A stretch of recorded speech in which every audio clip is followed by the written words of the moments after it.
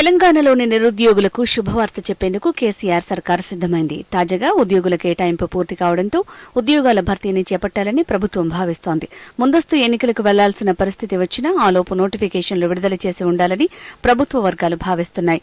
ఈ మేరకు శాఖల వారీగా ఖాళీలను లెక్కగట్టే పనిలో అధికారులు నిమగ్నమయ్యారు. రాష్ట్ర ప్రభుత్వం దాదాపు 70,000 వరకు ఉద్యోగ ఖాళీలను భర్తీ చేయాలని భావిస్తోంది. ఇందులో అత్యధికంగా పోలీస్, టీచర్ ఉద్యోగాలే ఉంటాయని అధికారులు చెబుతున్నారు. లక్షలాది మంది నిరుద్యోగులకు ఈ ఉద్యోగాలను సాధించాలన్న లక్ష్యంతో ఏళ్లుగా ప్రిపేర్ అవుతున్నారు. ఈ నేపథ్యంలో పోలీస్ శాఖలో 17,000 ఖాళీలను అధికారులు గుర్తించినట్లు సమాచారం. ఇందులో 16,000 కానిస్టేబుల్ ఉద్యోగాలు ఉండగా మరో 1,000 ఎస్ఐ ఉద్యోగాలకు చెందిన ఖాళీలు ఉన్నట్లు అధికారులు నిర్ధారించారు. ఈ ఖాళీలకు సాధ్యమైనంత త్వరలో నోటిఫికేషన్ విడుదల చేయాలని Telangana state level police recruitment board భావిస్తోంది. ఈసారి చేపట్టనున్న నియామకాలు ఎలాంటి అవాంతరాలు లేకుండా సాగాలని అధికారులు భావిస్తున్నారు.